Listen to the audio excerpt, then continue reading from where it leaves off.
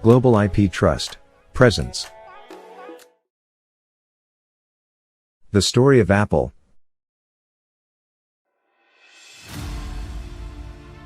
Very often, someone comes up with an idea. An idea that could revolutionize the future. These ideas come from the most unexpected of places.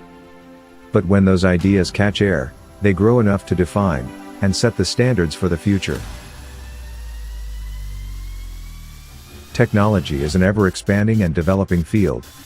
Today's technology becomes tomorrow's history. There is no predicting what could come in the future. Back in the day, flight was just a daydream. Today, we fly across nations, and we have made the world a smaller place. Often, there comes a revolutionary name in technology that sets the standards for the future. One such revolutionary name is Apple. When we hear the word Apple, all that comes to mind are technological milestones, such as iPhones, iPads, and the MacBook. However, what we don't know is how Apple reached the pinnacle of marketing success. In this video series, we will be looking at the story of Apple Incorporated. Apple Incorporated is an American multinational technology company headquartered in Cupertino, California, that designs, develops, and sells consumer electronics, computer software, and online services. It is considered one of the Big Five companies in the U.S. information technology industry, along with Amazon, Google, Microsoft, and Facebook. While it may be a trillion-dollar multinational company, it started out in an average garage. Apple Computer Company was founded on April 1, 1976, by Steve Jobs, Steve Wozniak, and Ronald Wayne, as a business partnership. It is believed that the three of them came up with the idea in Jobs' parents' garage. The company's first product is the Apple I, a computer designed and hand-built entirely by Wozniak. To finance its creation, Jobs sold his only motorized means of transportation, a VW microbus, for a few $100s, and Wozniak sold his HP 65 calculator for $500. Wozniak debuted the first prototype at the Homebrew Computer Club in July 1976. The Apple I was sold as a motherboard with CPU, RAM, and basic textual video chips, a base kit concept, which would not yet be marketed as a complete personal computer. It went on sale soon after debut, for $666.66, which is equivalent to $2,995 in 2019. Apple Computer Incorporated was incorporated on January 3, 1977, without Wayne, who had left and sold his share of the company back to Jobs and Wozniak for $800, only 12 days after having co-founded Apple. Multimillionaire Mike Markula provided essential business expertise and funding of $250,000, equivalent to $1,054,778 in 2019, to Jobs and Wozniak during the incorporation of Apple. The Apple I was succeeded by the Apple II, also developed by Wozniak, and introduced on April 16, 1977, at the first West Coast Computer Fair. It differs from its major rivals, the TRS-80 and Commodore PET, because of its character cell-based color graphics and open architecture. While early Apple II models use ordinary cassette tapes as storage devices, they were superseded by the introduction of a 5¼ floppy disk drive and interface called the Disk II, in 1978.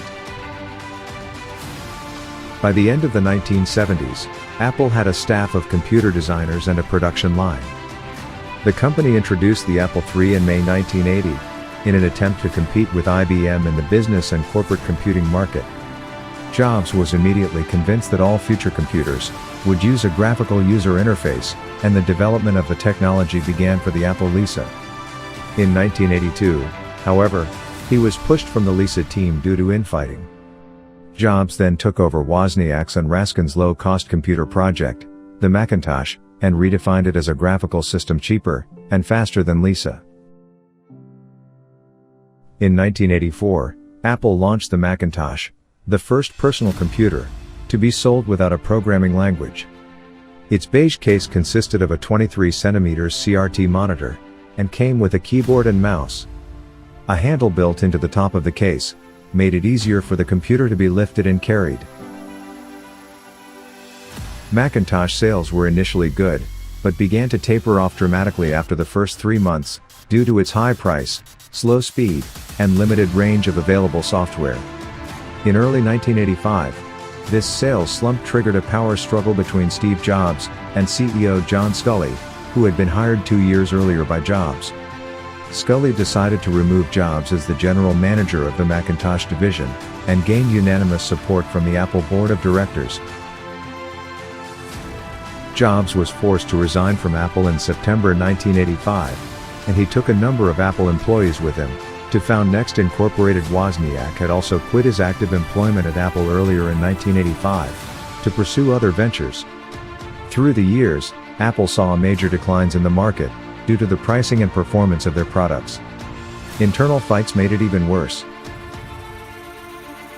In 1991, Apple introduced the PowerBook, replacing the luggable Macintosh Portable, with a design that set the current shape for almost all modern laptops. The same year, Apple introduced System 7, a major upgrade to the operating system, which added color to the interface, and introduced new networking capabilities. It remained the architectural basis for the classic Mac OS. The success of the PowerBook and other products brought increasing revenue. For some time, Apple was doing incredibly well, introducing fresh new products, and generating increasing profits in the process. The success of Apple's lower-cost consumer models also led to the cannibalization of their higher-priced machines. To address this, management introduced several new brands, selling largely identical machines at different price points, aimed at different markets. These were the high-end Quadra, the mid-range Centris line, and the consumer-marketed Performa series. This led to significant market confusion, as customers did not understand the difference between models. Apple also experimented with a number of other unsuccessful consumer-targeted products during the 1990s, including digital cameras, portable CD audio players, speakers, video consoles, the eWorld online service, and TV appliances. Ultimately, none of these products helped, and Apple's market share and stock prices continued to slide. Throughout this period, Microsoft was gaining significant market shares due to their software being low-priced and available for general computers. Apple relied on heavily priced machines and confusing markets. At this time, a series of major product flops and missed deadlines sullied Apple's reputation, and Sculley was replaced as CEO by Michael Spindler. In 1994, Apple introduced the Power Macintosh, the first of many Apple computers to use Motorola's PowerPC processor. In 1996, Spindler was replaced by Gil Amelio as CEO. Hired for his reputation as a corporate rehabilitator, Amelio made deep changes, including extensive layoffs and cost-cutting. After numerous failed attempts to modernize Mac OS, first with the Pink project from 1988, and later with Copeland from 1994, Apple purchased Next Incorporated for its Next Step operating system in 1997. Finally, Steve Jobs was back in his own company, when it was on the brink of bankruptcy.